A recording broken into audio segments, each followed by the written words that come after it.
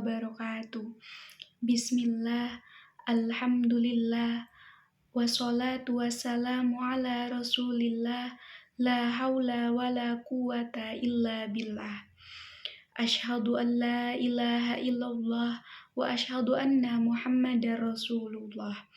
Alhamdulillah, kita panjatkan puji syukur kehadirat Allah Subhanahu wa Ta'ala yang telah melimpahkan nikmat dan karunia-Nya kepada kita sehingga kita dapat berkumpul di tempat yang penuh berkah ini.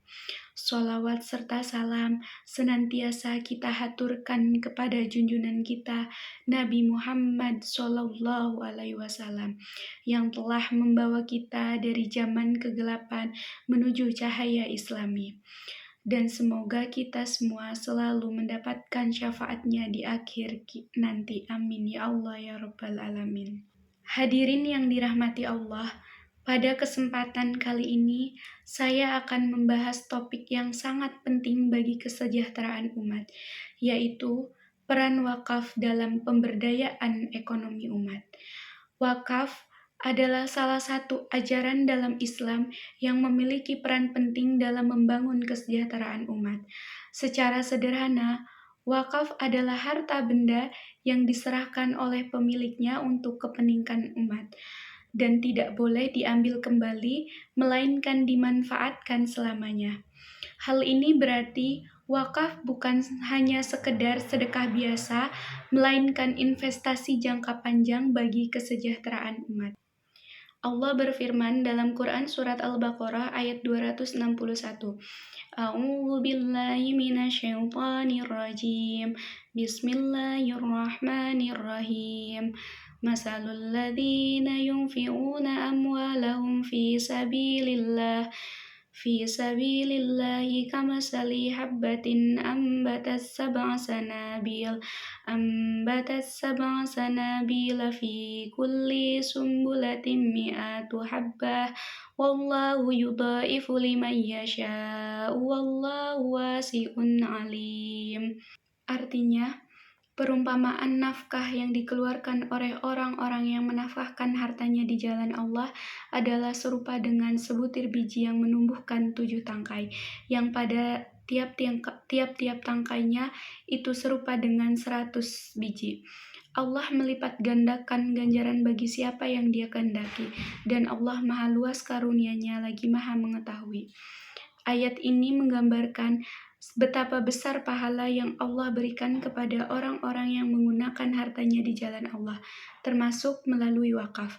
Harta yang diwakafkan akan terus berkembang dan memberikan manfaat bagi banyak orang.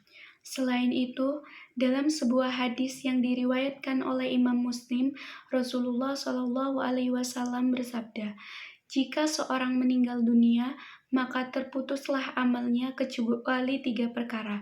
Yang pertama ada sedekah jariah, yang kedua ilmu yang bermanfaat, dan yang ketiga doa anak yang soleh. Sedekah jariah yang dimaksudkan dalam hadis tersebut adalah salah satunya adalah wakaf. Maka dari itu, wakaf termasuk amalan yang pahalanya akan terus mengalir selama harta yang diwakafkan masih memberikan manfaat.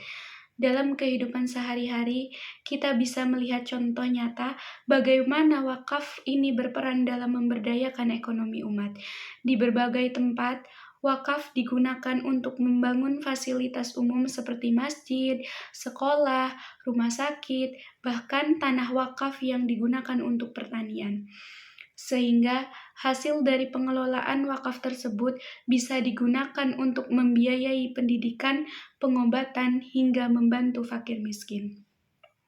Contoh lain, pada masa Rasulullah SAW, sahabat Utsman bin Affan pernah mewakafkan sumur yang kemudian dikenal dengan sumur Utsman.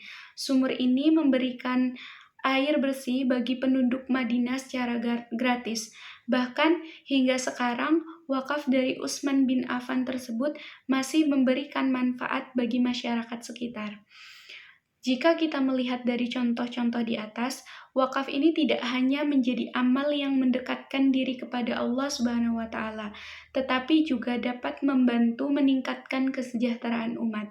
Di masa sekarang, konsep wakaf itu telah berkembang lebih luas, tidak hanya sebatas wakaf tanah atau bangunan, tapi juga wakaf tunai.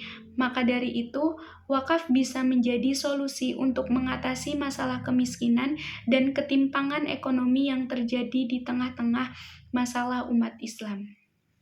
Hadirin yang dimuliakan Allah, pesan moral yang ingin saya sampaikan pada hari ini adalah bahwa setiap dari kita itu memiliki kesempatan untuk berkontribusi bagi kemajuan umat.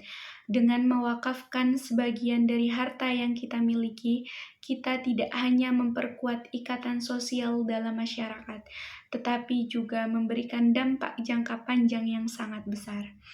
Wakaf tidak hanya akan membawakan pahala yang terus mengalir, tetapi juga mampu menciptakan kemandirian ekonomi bagi umat Islam. Kita bisa bayangkan, jika wakaf dapat dikelola dengan baik, umat Islam tidak akan lagi terpuruk dalam kemiskinan, tetapi akan mampu berdiri di atas kaki sendiri, yang artinya mereka akan mampu mandiri secara ekonomi. Mari kita bersama-sama berpartisipasi dalam mengembangkan dan menghidupkan kembali semangat wakaf. Wakaf bukan hanya sekedar sebagai amal, tetapi juga sebuah solusi bagi berbagai permasalahan ekonomi yang dihadapi umat Islam. Mungkin cukup sekian materi yang dapat saya sampaikan pada kesempatan hari ini. Semoga Allah Subhanahu wa taala senantiasa memberikan kita kemudahan dan keikhlasan dalam beramal. Amin ya Allah ya rabbal alamin.